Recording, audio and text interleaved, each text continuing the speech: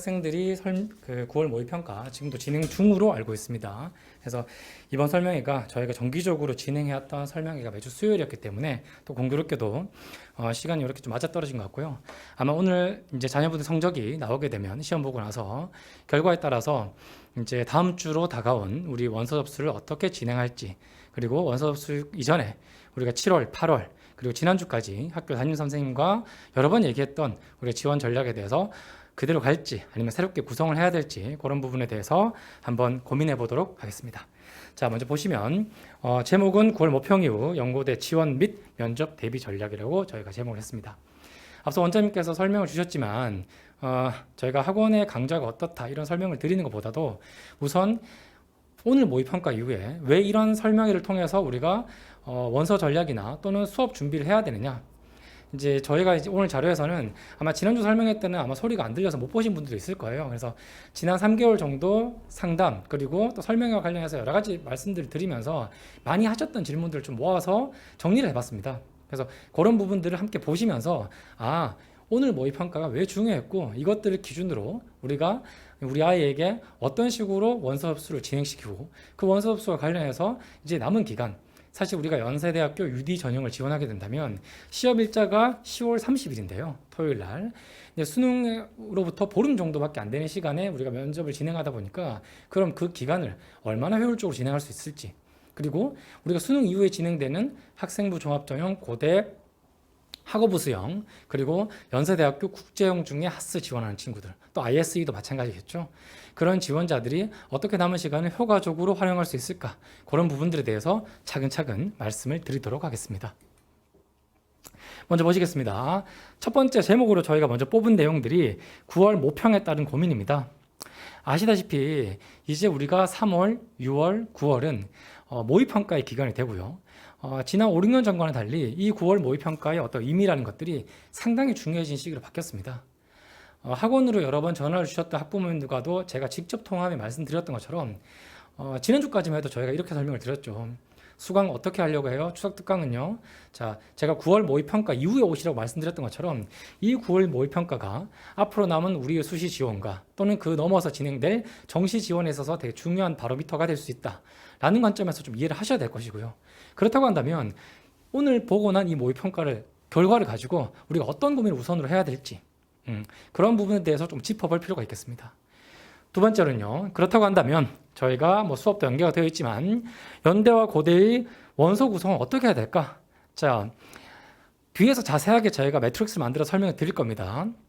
많은 학부모님들이 연세대학교 UD 그리고 학생부 종합전형 중에서 학업부 활동후 수형과 국제형, 고려대학교의 경우에는 학업부 수형과 계열 적합형 이 4개의 원서를 다 쓸 수 있다면 6장 중에 이걸 어떤 구성으로 짜야 될지, 아마 이게 마지막까지도 가장 우리 아이와 자녀분들, 그러니까 학부모님들과 자녀분들을 고민하게 만드는 아주 중요한 포인트가 될 것이라고 저는 판단됩니다. 그래서 그 원서 구성을 어떻게 짜면 좋은지에 대해 설명을 조금 드릴 거고요.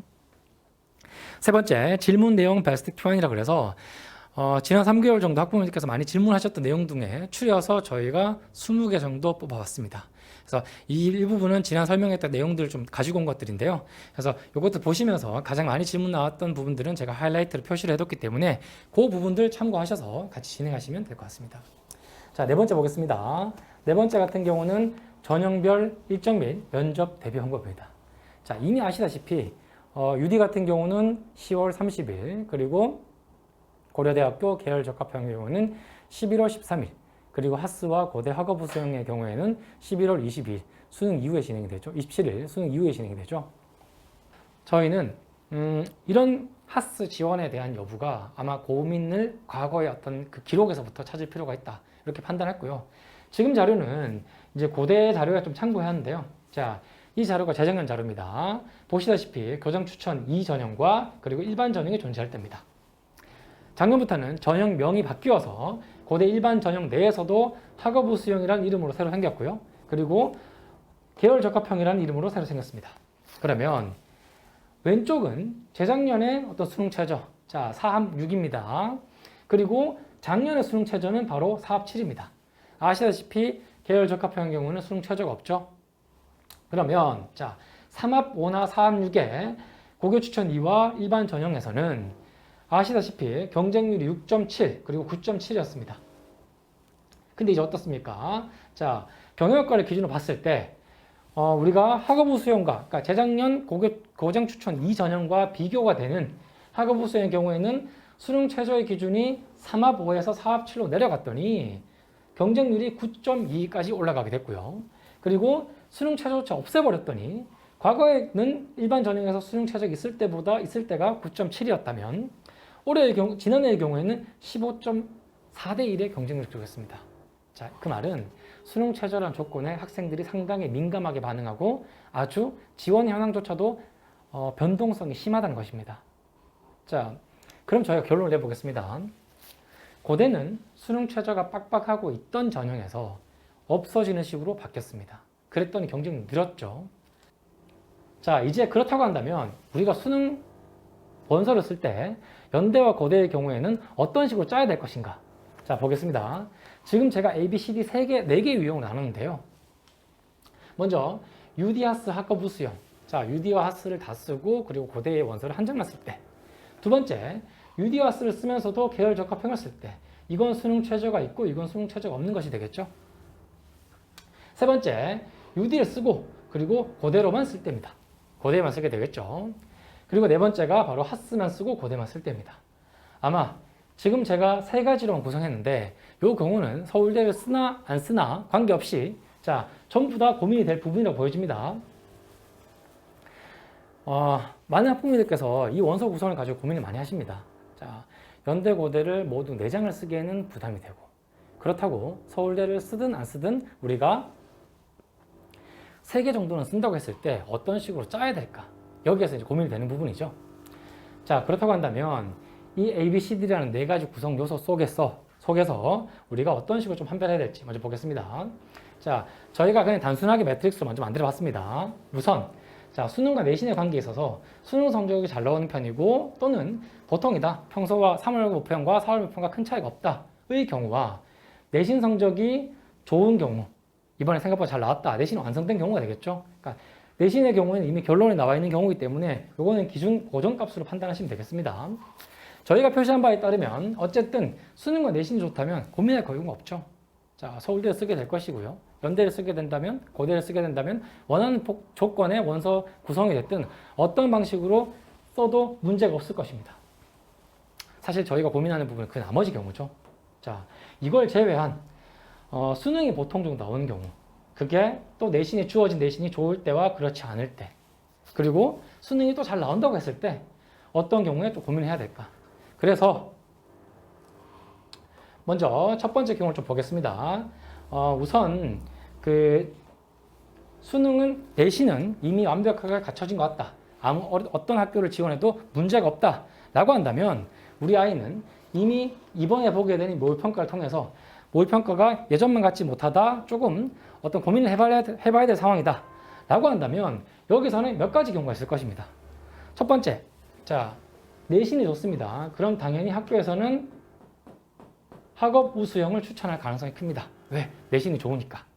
그리고 이런 부분에서 학업 우수형을 추천받게 된다면 아까 앞서 B 경우에서 보셨던 것처럼 자, 계열 적합형도 쓸 수가 있고 UD, 하스 다 쓸 수가 있습니다. 왜? 우리가 내신이 좋은 경우니까요. 원서 지원에 문제가 없죠. 근데 학업 우수형을 추천받는다는 거는 좀 고민이 될 겁니다. 내가 수능이 그렇게 좋지가 않은데 학교 선생님께서 왜 학업 우수형을 추천했지? 자, 여기에 이제 하나의 기준이 되는 거죠. 학교 선생님 추천 이유는 아마 이럴 것입니다. 자, 학업 우수형의 경우에는 수능 최저를 맞추지 못해서 탈락하는 인원들이 많을 테니 내신을 가지고 우선 써보는 게 어떻겠니? 그리고 내신 수능 최저는 웬만큼 맞추면 되니까 너가 맞출 수 있는 조건만 충족이 된다면 네, 봐라 이렇게 아마 얘기하실 겁니다. 그래서 학업 우수의 추천을 받았다 하더라도 고민이 되는 부분은 뭐죠? 자, 우리가 아까 말씀드렸던 것처럼 이 학업 우수의 조건 자체가 연대에 비해서는 상당히 빡빡하게 되니까 오늘 모의평가 성적이 잘 나왔다 하더라도 또는 그 수준을 유지했다 하더라도 실제 수능에 가서 우리가 어떤 결과가 나올지 알 수가 없다는 것입니다. 게다가 자, 제가 말씀드렸지만 수능을 치고 나서 27일 11월 22일 날 1차 결과가 발표가 나고 27일 날 시험 보게 되는데요. 수능 이후에 고대 면접 보러 갈 때 우리가 어떤 식으로 대처해야 될지 수능 결과에 따라서 면접에 갈 수 있는 분위기가 달라진다는 것이죠. 그래서 이 경우가 아마 고민이 될 것이고요.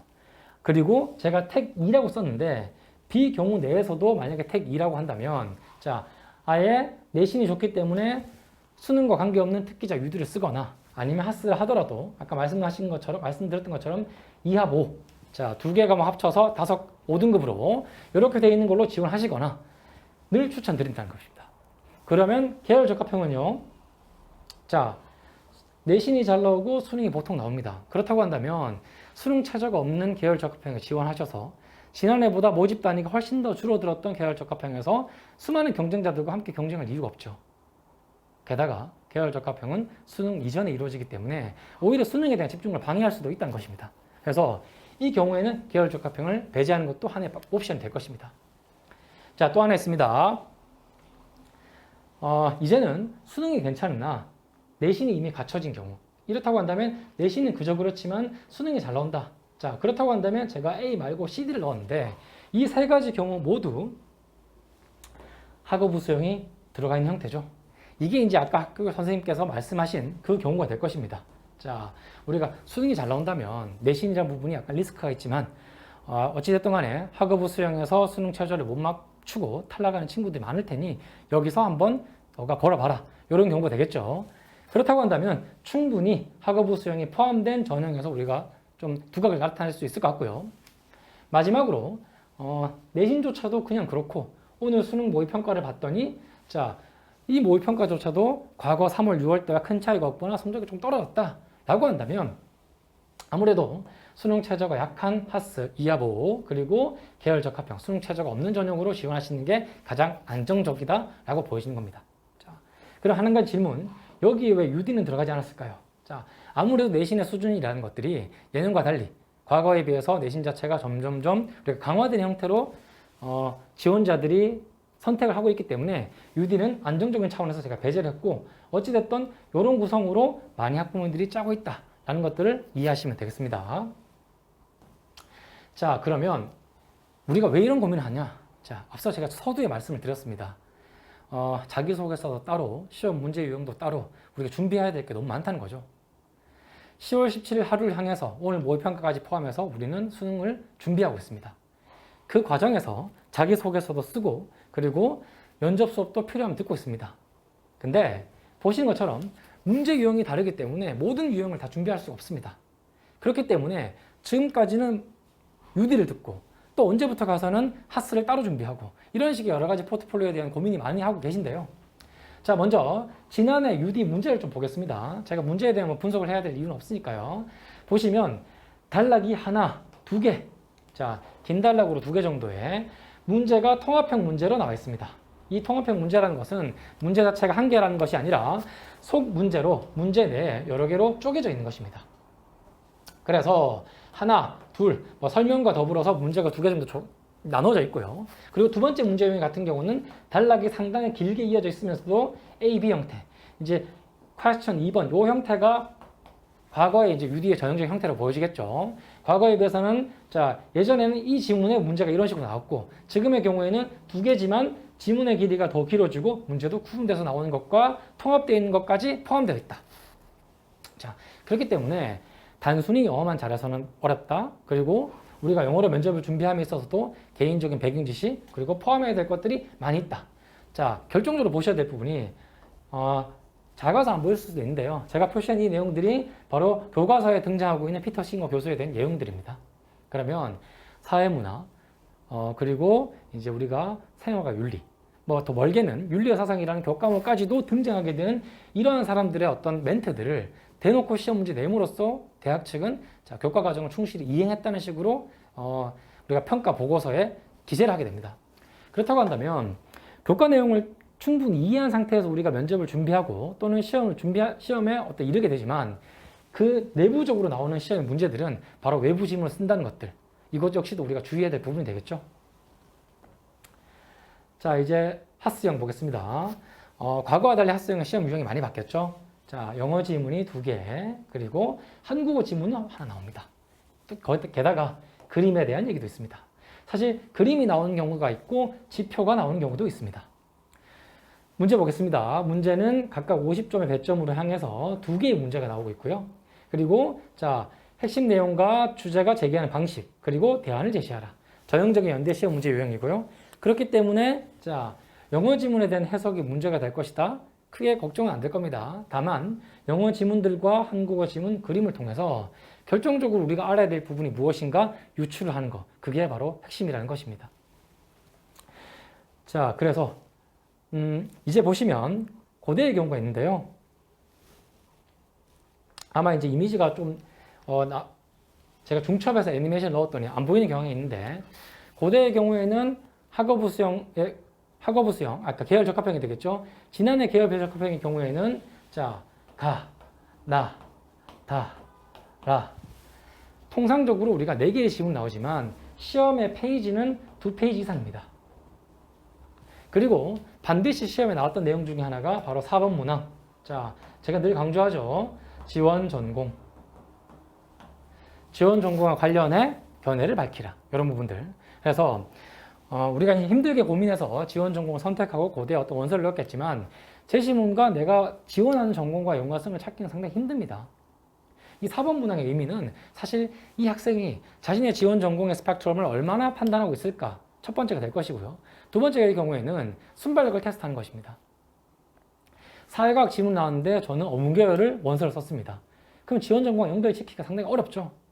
그런 부분들을 연습해 나갈 필요가 있고 지금이라도 전공과의 관련성을 고민해 둘 필요가 있다는 것입니다.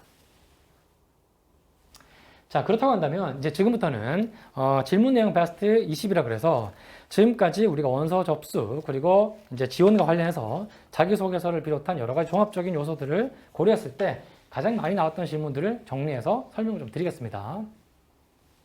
자, 첫 번째, 영재고, 특목고, 자사고 등 고교 유형에 따른 지원 내신 수준 차이가 있는가? 자, 과거에는 분명히 있었죠. 과거에는. 근데 지난해부터 많은 입시 결과 이후에 저희 학원뿐만 아니라 많은 곳에서 얘기하고 있죠. 우리가 특목고, 자사고라 하더라도 예전에 비해서 내신 성적이 좋아야 된다.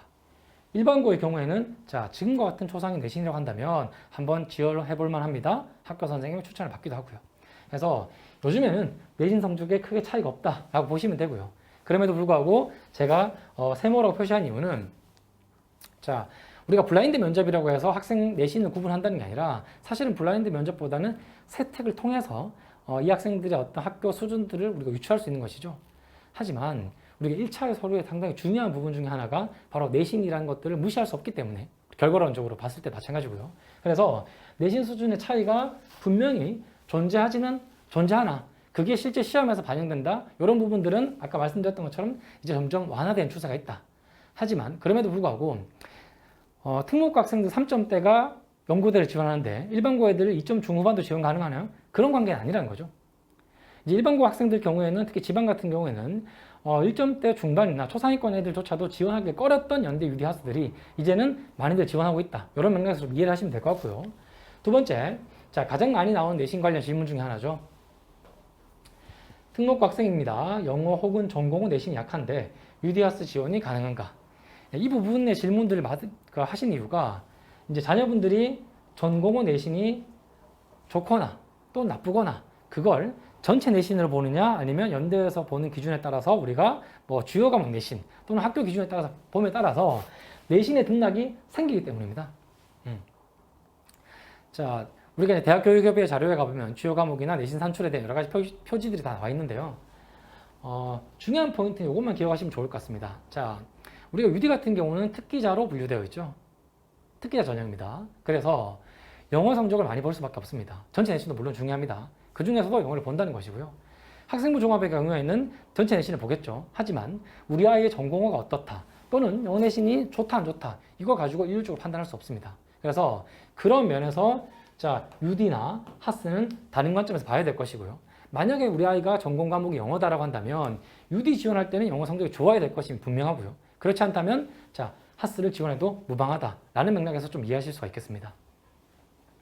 세 번째 보겠습니다. 자, 서울, 경기 이외의 지역이다. 그러면 이제 우리가 뭐 대전이 됐든 강원이 됐든 혹은 인천 그 밖의 지역이 되겠죠. 내신이 좋아 지원 가능한다는 말이 들었는데 실제로 해도 될 것인가? 자, 이 부분이 이제 지방에 계신 학부모를 보면 제가 항상 안타깝게 말씀을 드리는 부분들인데요. 실제 가능성 있는가라고 질문하셨습니다. 아마 이런 것들일 거예요. 정부가 부족하거나 과거 선배들 중에서 이제 어떤 같은 정도의 내신을 가지고 지원했으나 학교가 실적이 없거나 또는 학교 선생님들께서 잘 모르고 계시거나. 자, 작년에도 그랬지만 올해의 경우에는 특목고 학생들의 내신이 좀 더 강화된 것들이 맞고요. 하지만 지역 외고생들이 하더라도 내신이 좋아야 되면 분명하죠. 그리고 어떤 경우에는 과거에 이제 뭐 대전이나 또는 부산이나 내신 1점대도 연대에 겨우 붙었다. 예비번호 붙었다. 지금은 어떤가요? 지금은 지원 가능합니다. 그래서 이런 내신과 관련된 부분들에 있어서는 저희가 단순히 내신 성적만 듣고 지원 가능하다 아니다를 판단하기보다는 물론 종합적으로 봐야 되겠죠. 하지만 중요한 포인트는 그럼에도 불구하고 가능성이라는 것이 점점 이제 지방의 경우에는 좋아지고 있다. 이런 맥락에서 좀 이해하시면 되겠습니다. 자, 네 번째 경우입니다. 지역과학중증고등학교입니다. 자, 그게 일반고란 얘기죠. 일반고. 나름 내신 따기 힘든 학교인데 2점대 지원으로 내신 가능한가? 자, 제가 아주 두리뭉실한 질문임에도 불구하고 내신 관련 주요 질문으로 제가 뽑았던 이유는 이런 겁니다. 우리가 종래 특목고로 간다면 외고들 그리고 자유로운 사립고등학교들 땡땡 국제고들이라고 불리는 학교들 있죠. 그런 학교들이 지원을 많이 했었습니다. 근데 이제는 그냥 일반고임에도 불구하고 뭐 지역 명문고나 또는 이렇게 특성화로 뭐 보여진 이런 학교들이 지원하는 경향들이 늘어나고 있습니다. 그렇다고 한다면 이런 학교들이 지원한다고 했을 때 2점대도 지원 가능하냐 어떠냐? 이 질문의 요지는 우리 학교 선배들은 지금 이 내신으로 지원해 본 적도 없고 지원해서 결과도 없다. 선생님도 모른다고 한다. 그렇다고 한다면 어떻게 해야 될 것인가? 이 질문이 될 텐데요. 저희가 드릴 수 있는 말씀은 올해 지원이 충분히 가능하다. 다만 이것이 반드시 과거에 어떤 실적이 있거나 학교에 보장할 수 있다고 판단드리기 어렵습니다. 왜냐하면 대학 측도 학교에 대한 자료들을 가지고 있겠죠. 근데 과거에 지원했던 실적이 없으면 대학도 이 고등학교에 대한 판단 근거가 빈약할 수밖에 없습니다. 아마 많은 어머님들이 아실 거예요. 우리 아이는 땡땡 외고인데 이 학교는 우리 학교 안 좋아하는 것 같아요. 이런 질문도 많이 하셨잖아요. 그래서 그 맥락에서 좀 이해하시면 될 것 같고요. 마지막으로 자, 일반고 초상위. 좋습니다. 1점대 초중반입니다. 서울대는 당연히 쓸 건데 UD는 내신만이 다가 아니라고 들었다. 당연하죠. 근데 원서 버리는 건 아닌가? 이제 이것도 가능하냐는 질문이었던 걸로 제가 기억하는데요. 아무래도 서울대는 그게 일반고든 어느 학교 유형이든 간에 내신이 좋은 친구들하면 학교에서 추천할 분들은 무조건 쓰게 할 것입니다. 그리고 아시겠지만 이제 우리가 쿼터라는 것들이 있으니까요. 근데 UD는 내신만 가지고 쓰는 게 아니죠. 아까 제가 시험 문제 유형에서 보여드렸던 것처럼 영어를 할 줄 안다. 일반고 학생이지만 과거에 외국에 살다 왔거나 영어를 좀 잘하는 아이다. 발음이 좋은데 이걸로만은 판단이 불가능하죠. 자, 아까 보신 것처럼 문제에 대한 유형을 파악하고 그리고 조리 있게 답을 할 수 있는 것들, 추론과 분석이 가능해야 된다는 것들. 그런 맥락에서는 이 학생이 지원이 가능하다, 1차 통과가 되겠다는 것과 그리고 2차의 40%의 비중을 뚫고 최종 합격이 된다는 건 다른 관점에서 보셔야 될 것이라는 걸 좀 기억하셔야 되겠습니다. 자, 이제 두 번째 질문입니다. 유형입니다. 생기부 및 자기소개서인데요. 경영이나 수학이다. 국제화가 아닌데 UD에 지원해도 될까? 자, 많은 분들이 UD에 대해서는 알고 계시지만 UD 세부 전공에 대해서는 잘 모르십니다. UD 세부 전공이 기본적으로 비교 문학이 있죠. 이것만 알고 계시기 때문에 가장 많이 걱정하시는 것 같아요. 자, 경제학도 있죠. 정치학도 있습니다. 그래서 경영이나 수학이라 하더라도 경제학과 연결되는 부분이 있기 때문에 문제가 없다. 예, 판단하시면 될 것 같고요. 재수생입니다. 자기소개서를 그대로 선택해도 되느냐 아니면 1번의 5개의 질문 유형 중에서 새로 선택해야 되나? 아마 대학 측에서는 이제 자기소개서를 뭐 예전에 지원했던 학생이라고 해서 다시 꺼내서 보고 이렇지는 않을 겁니다. 그렇지만 과거에 1차 통과됐으니까 이거 그대로 내도 될까라는 거는 좀 아닌 거고요. 자, 지난해 내가 1차 통과될 때 나랑 같이 지원했던 친구들의 어떤 그 자기소개서 또는 이 주변들의 어떤 수준과 올해는 또 다르겠죠. 그래서 가급적이면 새로 쓰고 그리고 새롭게 준비하는 게 또 적당하다 보여지고요. 세 번째, 학생들이 주로 선택하는 문항은 무엇인가? 자, 여기 빠졌지만 UD가 되겠죠. 많은 학부모님께서 UD 자기소개 쓰시면서 고민 많이 하십니다. 1번을 쓰기가 어렵다. 이제 대체로는 어떤 문항이 됐든 간에 내용을 채우는 방식에 대해서 고민을 많이 하세요. 왜냐하면 밑에 보시는 것처럼 고교 시절에 대한 멘트가 우리가 국문 자기소개처럼 나와 있지 않기 때문입니다.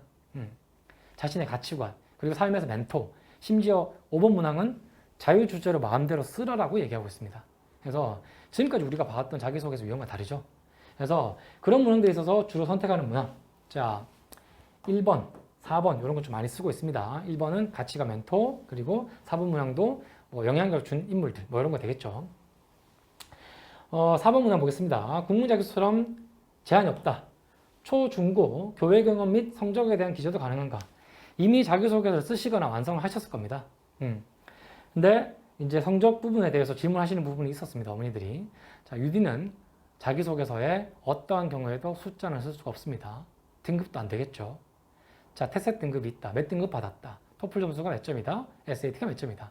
이미 아시는 분은 당연하게 알고 계시겠지만 모집 요구에는 어떠한 경우에도 숫자를 쓰지 말라고 했기 때문에 쓰면 안 되고요. 이제 애매한 부분이 학교에서 주관한 외부 대회에 나가서 상을 받았는데 이건 기재할 수 있을까? 이 부분 질문 많이 하세요. 이것도 교내니까 학교랑 연결되는 거니까 어떤 면에서 가능하지 않을까요? 라고 질문 많이 하시는데요. 자, 제가 초등고로, 초중고라고 제가 굳이 넣은 이유는 이런 겁니다. 이 아이가 어떻게 자라는지를 설명하기 위해서는 1번에 아까 제가 가치가 말씀드렸잖아요. 그런 경우에는 어릴 때부터 어떤 방식으로 내가 성격이 형성됐고 가치관이 만들어졌다는 것을 말씀하기 위해서 필요한 경우에는 초등학교 때 어떤 경험을 했다는 것은 가능할 겁니다. 불가피하죠. 하지만 고등학교 교회에서 어디 가서 뭘 했다. 이거는 쓰기가 좀 어렵다는 겁니다. 그래서 초등학교, 중학교 때 나라는 사람의 어떤 인격 형성이나 가치관이 만들어지는 데 있어서 이런 경험들이 나에게 도움을 줬다라는 식으로 녹여내는 건 가능하지만 그 대회를 직접 언급한다거나 아까 말씀드렸던 것처럼 숫자를 직접 기재하는 건 불가능하다라고 좀 이해하시면 될 것 같고요. 자, 5번째. 하스 지원하는데 같은 유형을 쓰면 어떨까요? 라고 질문하십니다. 물론 문항도 다르고 질문 형식도 다릅니다. 많이 질문하시니까 어차피 국어니까 예. 이 부분은 따로 쓰시는 게 원칙입니다. 따로. 자, 이제 지원 가능에 대해서 좀 빨리빨리 보겠습니다. 먼저 컨설팅 때문에 추천받았다고 합니다. 근데 지금이라도 준비하는 게 맞는가? 이게 이제 2주 전부터 좀 많이 왔었던 질문들인데요. 제가 처음에 말씀드렸던 것처럼 UD는 자, 자기소개서와 면접 준비를 모두 따로 해야 되는 아주 부담이 되는 전형입니다. 그래서 이제 오늘 모의평가 이후에도 더 분명해지겠죠. 그래서 아까 제가 보여드렸던 원서 구성 방식에 대해서 한번 더 고민해 보시고 UD와 하스를 동시에 쓴다면 그 부담은 2배가 될 것입니다. 그래서 거기에 맞춰서 컨설팅이 아니라 우리 아이와 내가 자녀분과 이제 부모님께서 이것들을 감당할 상황이 되는지를 판단하시어 준비하시는 게 맞다고 보여집니다. 가장 많이 질문하신 거죠? 자, 다시 한번 정리해서 말씀드리겠습니다. 연대하스와 고대 학업부 수행의 경우에는 면접일이 11월 27일로 같습니다. 지금 학교에 전화를 걸어봐도 구체적인 1차 결과가 나오기 전까지는 우리 아이가 오전에 면접을 보는지 오후에 면접을 보는지 알려주지 않습니다. 고대는 오전, 오후 다 나눠서 보니까요. 연대도 마찬가지고요. 그렇다고 한다면 1차 결과 이후에 연대에서 오전, 고대에서 오후가 나왔으니까 둘 다 갈 수 있겠다 라고 안도하실 수도 없는 경우가 연대에서 오전에 시험을 보고 내 순서가 끝나고 바로 가면 참 다행이지만 이후에 우리가 집단 퇴실로 인해 가지고 12시까지 기다려야 되고 고대는 1시부터 면접이라서 12시 반까지 입시를 해야 됩니다. 그렇다고 한다면 30분 만에 갈 수가 없죠. 그럼 결국에 둘 중에 한 개를 선택해야 되는 상황이 오게 되는 겁니다. 그래서 제가 초반에 설명드릴 때 자, 연대하스를 쓰게 된다면 아까 여러 가지 지적하셨던 것처럼 수능 최저도 2합 5 정도 그리고 고대 학업부 수행 같은 경우는 수능이 잘 나오니까 한번 써볼까? 고민하는데 둘 다 됐을 때는 결국에는 한 개를 선택할 수밖에 없다는 겁니다. 그래서 연대의 2장, 고대의 2장 원서를 쓸 수 있다고 해서 제가 마음 놓고 쓸 수 없다는 경우 꼭 기억하셔야 될 이유가 되겠고요. 자, 5번 좀 보겠습니다. 우리 아이 특목고입니다. 영어 실력은 아주 좋은데 딱 맞다. 근데 학교에 하스를 추천했다. 이러면 이제 항상 생기부 얘기를 같이 하시죠. 생기부는 뭐 UD, 하스 골고루 어울러 있다. 영어 성적도 좋고 그리고 경영 관련 활동도 많이 했다. 자, 이게 아까 지원 어떤 방향에 대해서 고민하셨던 그 맥락 고민과 같은 거죠. 자, 우리 아이는 UD를 좋아하나 하스를 추천했다. 제일 좋은 경우는 뭡니까? 내신이 좋다면 둘 다 하면 되죠. 특기자료 지원하고 학생부 종합전을 지원하면 되는 거니까. 근데 UD 같은 경우는 아시겠지만 자, 자기소개서 따로 면접 따로. 하스도 자기소개서 따로 면접 따로. 자, 오늘 모의평가가 아마 두 가지 다 함께 가지고 있을까에 대한 결론을 내줄 겁니다. 그래서 요거는 충분히 판단하셔야 된다는 거. 그리고 이제 우리 아이가 얼마나 이걸 수용하고 챙겨갈 수 있을지에 대해서 고민이 된다는 것들 참고하셔야 되겠죠. 자, 이제 마지막입니다. 원서 얘기 나오는데요. 이제 오늘 이후에 원서 구성에 대한 고민들을 가장 많이 하시고 다음 주부터 원서 접수가 진행이 되니까요. 자, 몇 가지 사례를 제가 포함을 시켜놨는데요.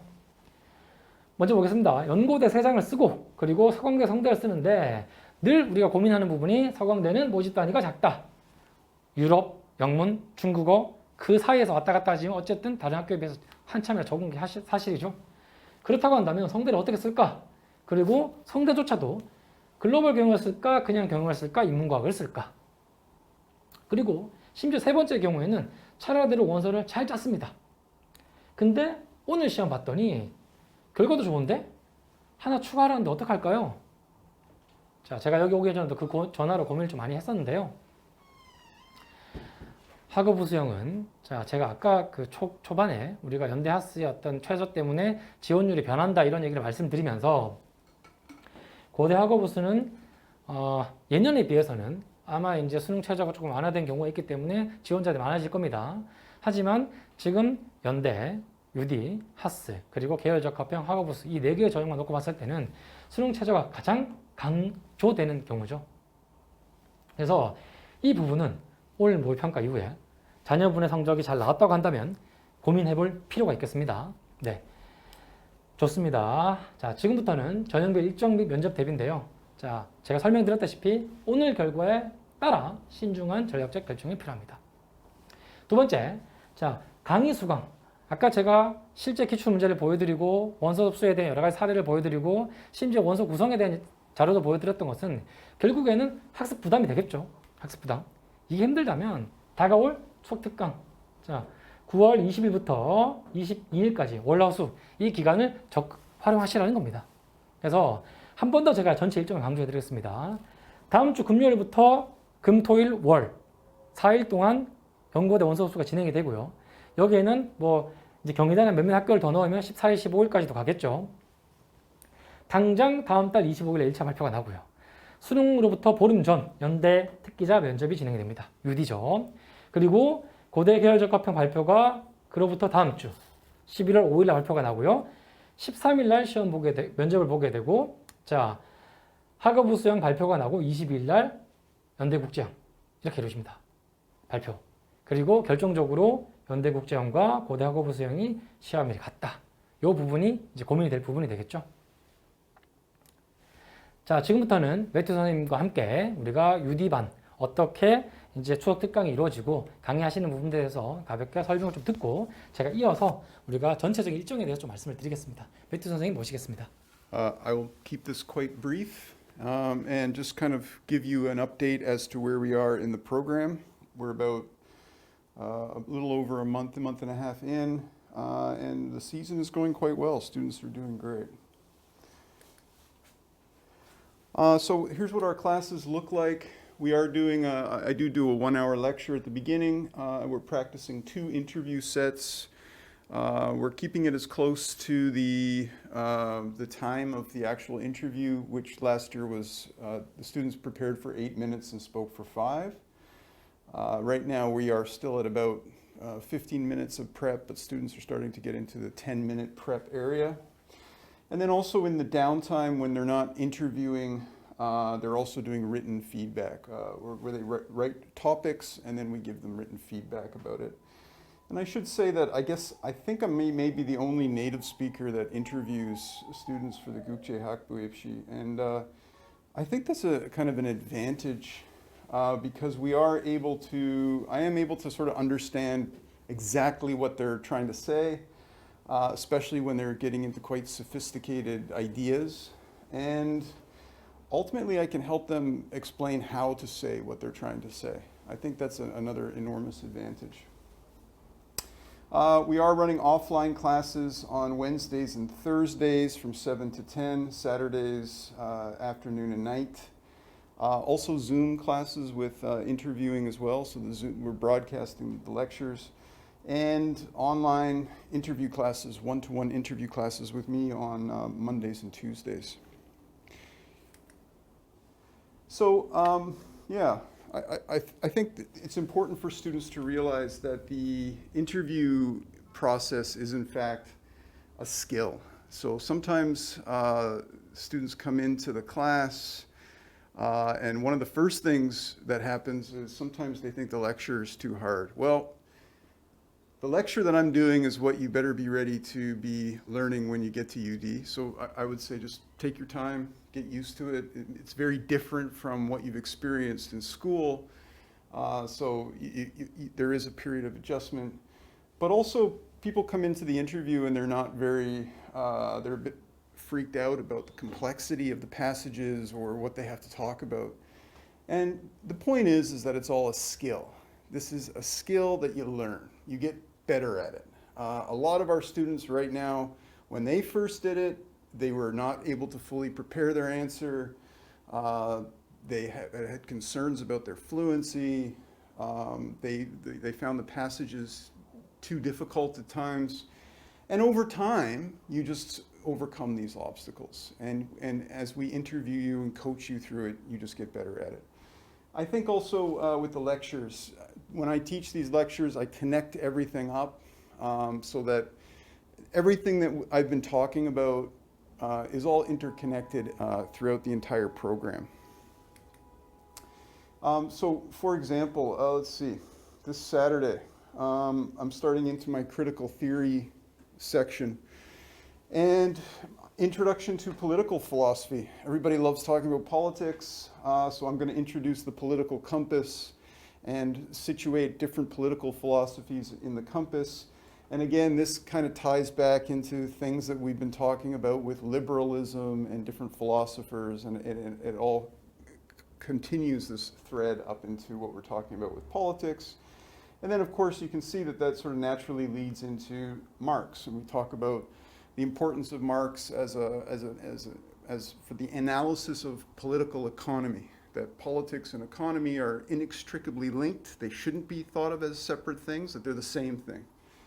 So I do get into Marx and explain all about how all that works, especially as an academic frame of analysis. And then, of course, we also have Chuseok classes, but, anyways, my comment on Chuseok is what I've set up for that is the first day of the Chuseok session. I'm going to basically deal with Enlightenment philosophers up till about the end of the 19th century, when there's a very hopeful idea in philosophy about creating this kind of future world based on reason and logic and everybody working together and justice. And then we enter into the 20th century, and I talk about how different thinkers result in horrible things. So I think I deal with Darwin, Marx, and Nietzsche and look at how those ideas were co-opted to result in some pretty terrible events of the 20th century. And then in the last day of Chuseok, I start to look at the turn of the century into the 21st century, basically using 9/11 as a pivot point for world history and our thinking about the world and just how things have changed. And ultimately, it is a critique of Western modernity. My thesis being that we started out with this kind of hopeful idea of reason, but as soon as we entered into the 20th century, in my opinion, it looks like Western modernity lost all sense of morality and basically went off the rails. And it continues to go off the rails now. And then practicing interview, and that's what we'll be doing at Chuseok. Thanks. Thanks. 네, 이따 따로 한 번 더 제가 질문 코너로 한 번 더 해석을 해드릴 거고요. 자, 우선 보시면 매튜 선생님께서 이제 정규 강의 때 수업 진행하실 부분들에 대해서 전반적으로 좀 설명해 주셨습니다. 제가 앞에서부터 돌려서 한 번 더 다시 설명을 드리자면요. 자, 우선 이제 UD 강의하시면 1시간 수업하시고 2시간 인터뷰 연습을 진행합니다. 이건 정규 강의랑 추석 특강이랑 차이가 없고요. 그리고 보시는 것처럼 2시간 연습할 때 이제 우리가 매튜 선생님께서 직접 1대1로 또 학생들과 연습하시고 피드백을 영어로 주기 때문에 우리가 수업 조교분도 따로 계시면 함께 연습하는 과정을 가게 됐고요. 그리고 온라인 줌 같은 경우는 저희가 이제 현장에 있는 것들을 라이브로 진행해서 같이 진행하고 혹은 온라인으로 1대1로 인터뷰만 진행하는 과정. 이따 뒤에서 따로 설명을 드리겠습니다. 그리고 이제 인터뷰 스킬과 배경 지식에 대해서 우리가 범위가 어떤 지식의 범위라는 게 이제 뭐 질문 유형과 실제 유형과 맞춰서 우리가 진행하겠다. 이런 것도 보시면 되고요. 그리고 토요일과 그리고 next Wednesday. 자, 보시겠지만 토요일에 2가지 시간대가 존재하고 그리고 평일에는 수요일과 목요일 정규 강의가 이루어져 있고요. 그리고 토요일에는 오후와 저녁에 주제가 다르다. 이 맥락에서 좀 이해를 하시면 되겠습니다. 자, 그리고 학종 한국 면접반 같은 경우도 저희가 실제로 이제 수업 자료, 저희 학종 한국 면접 같은 경우에는 매 수업 때마다 한 권의 책자가 나갑니다. 이제 80페이지, 한 100페이지 정도 가량의 책자가 나가는데요. 그 책자에서 배우는 내용들이 이제 우리가 커버와 그리고 전형별 문제, 아까 보셨던 것처럼 하스의 경우에는 영어 지문들과 그림이 나오는 경우, 그리고 학생부 종합 전형이나 학생부 종합 전형 중에 계열 적합형이나 학업부 수행의 경우에는 학업부 수행의 지문의 길이가 짧지만 난이도가 높고 계열 적합형의 경우에는 지문이 많고 좀 더 다양화된 형태로 나온다. 그런 부분도 같이 이해를 하시면 되겠고요. 자, 그리고 저희가 이제 특이한 점은 학생부 종합 전형의 경우에는 지금 보시는 것처럼 전부 다 우리가 출제 의도와 그리고 핵심어 및 관련 개념 그리고 자, 제시문에 대한 해설들 그리고 추가 질문까지도 같이 포함하고 있습니다. 그래서 매튜 선생님께서 영어로 수업하시는 UD 전형도 이제 저희가 UD 준비하시는 학생들이 아시겠지만 UD를 강의시켜주는 학원들 중에서는 이 원어민 선생님이 유일하게 강의하시죠. 그리고 학생부 종합의 경우에도 저희가 수업 진도를 나가면서 연습하는 문제에 대해서 실제 우리가 파이널과 마찬가지로 출제 의도와 핵심어 개념, 제시문과 예상 문제까지 마치 우리가 실제 평가 결과 보고서를 보는 것 같은 형식으로 저희가 풀었던 문제에 대해서 모두 이 해설지를 제공하고 있습니다. 그래서 학생들이 준비함에 있어서 풀었던 문제를 확인하고 싶거나 오늘 다 풀어보지 못한 문제에 대해서 집에서 복습하고자 할 경우에 볼 수 있도록 이런 자료들을 함께 제공하니 그 책자를 권벌로 받아가시면 더 깔끔하게 공부를 하고 또 효율적으로 우리가 시험을 대비할 수 있다. 이 맥락에서 이해하시면 되겠습니다.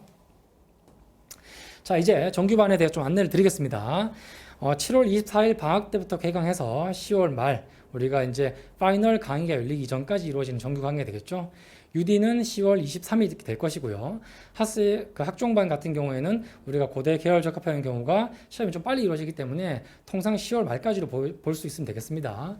그래서 보시다시피 월요일, 화요일은 1대1 줌, 매튜 선생님께서 30분 단위로 선생님과 직접 학생이 대면으로 줌으로 진행하는 줌 강의가 이루어져 있고요. 그리고 수요일은 UD 정규 강의가 진행되고 있으나 줌으로도 제공하고 있다. 보시면 될 것이고요. 그리고 금요일 같은 경우는 보시는 것처럼 마감이 됐죠. UD 정규가 벌써 마감이 됐습니다. 그리고 토요일은 우리가 주말에 시간이 나니까 정규반이지만 라이브 강의하고 있고 자, 토요일 저녁에도 저희가 줌으로 실시간 중계를 하고 있습니다. 그래서 원하는 시간에 맞춰서 선택을 하시되 현장 방문이 어려우시면 줌으로도 신청해서 자료를 받아보고 강의를 들을 수가 있다. 줌으로 연습하게 되면 현장과 다르지 않나요? 라는 질문도 많이 하시는데요. 저희 줌을 위해 조교를 따로 배치하고 있습니다. 그럼 줌은 조교 학생만 하나요? 아니요. 매튜 선생님도 함께 진행합니다. 그래서 이제 시간을 줄이고 또는 멀리 계시는 분들은 줌을 활용하시는 것도 도움이 될 것이라 보여집니다. 그리고 일요일은 학생부 종합전형 정규반이 진행되면서 줌도 라이브로 함께 진행하고 있습니다. 그래서 강의의 특징들 함께 이렇게 나열해 드린 것처럼 참고하시면 될 거고요. 자, 지금 보시는 것처럼 추억 특강에 대해서 아까 매튜 선생님께서 설명하셨죠. 추억 특강을 우리가 대체로 이런 테마를 가지고 진행할 것이다. 자, 첫 번째 월요일 날은 철학에 대해서도 어떤 서양 근대주의에 대해 먼저 얘기를 하실 거고, 그리고 이제 추석 당일이 된다면 우리가 이제 민주주의 퍼스트 모더니티, 우리가 이제 근대주의 이후 후기 근대주의, 그리고 마지막으로 이제 현대 21세기 철학에 대해서 세부적으로 이런 내용들을 구분해서 진행하겠다. 학부모님들께서 질문하십니다. 자, 시간대별로 내용이 다르다면 6개를 다 들어야 되나요? 한 타임만 들어도 되는 거 아닌가요? 골라서 들을 수 있나요? 라고 질문하시는데요. 물론 이제 골라서 수업을 들으실 수가 있고요. 그래서 지금 밑에 보시는 것처럼 저희 수업 같은 경우도 오후 시간대만 저희가 강좌를 개설했습니다. 근데 테마를 가지고 자료 해석. 왜? 우리 하스 지문에는 표가 나오죠. 고대 계열 적합형에도 표가 나오니까요. 경제특강, 경제 관련된 질문들을 많이 하시죠. 그리고 헌법특강. 헌법특강 같은 경우는 아마 학생들이 답변하는 논리의 근거를 마련하기 위해서 저희가 일부러 따로 테마를 가지고 진행하는 겁니다. 그래서 이렇게 특색 있게 저희가 수업을 해놨고, 그리고 오후 시간에 학생부 종합전형 수업이 있으니까 뭐 저녁에 들어도 되지 않겠냐, 선택하셔서 수강 가능하시고 아마 예약이 지금 접수 진행되는 걸로 알고 있습니다. 참고로 제가 진행하는 수업 같은 경우는 오후반은 이미 정원이 마감이 거의 다 되어서요. 아마 저녁반 개설에 대해서 좀 논의가 있을 걸로 보여집니다. 이건 추후에 저희가 이제 문자나 또 카페 글을 통해서 공지를 해드리겠습니다. 자, 그리고 이제 문의는 요 번호로 전화를 하시면 바로 이제 가깝게 통화를 하실 수가 있고요. 아무래도 이제 저희 학원에 요즘 문의 전화가 많다 보니까 전화 관련된 부분들은 이렇게 참고하시면 될 것 같습니다. 그리고 카카오톡으로 검색하신다거나 특례 특기자 카페에서 글을 남겨주시면 이제 오늘 지금 설명해 드린 부분들에 대한 자료도 받으실 수가 있고, 그리고 아까 말씀드렸던 것처럼 추석 특강에 대한 설명도 충분히 가능하자 보여집니다. 자, 그리고 파이널에 대해서 좀 질문들 하시는데요. 파이널은 저희가 1차 통과 이후에 진행되다 보니까 UD의 경우에는 10월 25일 날 5시에 연대에서 발표가 납니다. 예년과 달리 작년의 경우에는 연대 UD가 실제로 월요일 5시에 발표를 했어요. 통상 우리가 한 3시, 2시쯤에 이제 미리 결과를 확인할 수가 있는데, 작년 같은 경우는 정확하게 학교가 말한 시간에 발표를 하는 바람에 그날부터 수업을 듣기 힘들어지는 경우가 있습니다. 그래서 작년에는 저희가 파이널 기간에 줌을 통해서 멀리 계신 친구들은 현장에서 듣지 못하니까 줌으로 들을 수 있게 저희가 장치를 마련했었는데요. 올해도 아마 그런 식으로 파이널 강의, 현장 강의, 그래서 10월 30일 토요일 날 시험 보기 전인 29일 목요일, 금요일까지 충분히 우리가 연습할 수 있는 자리를 만들어 뒀으니까요. 파이널 일정에 대해서는 저희가 이제 추석 특강 이후에 금년간 추석 특강 이전에 한번 그 일정에 대해서 한번 그 업로드를 할 테니까요. 그 부분에 대해서 참고하고 확인하시면 되겠습니다. 자, 이상으로 설명에 대한 내용을 마치고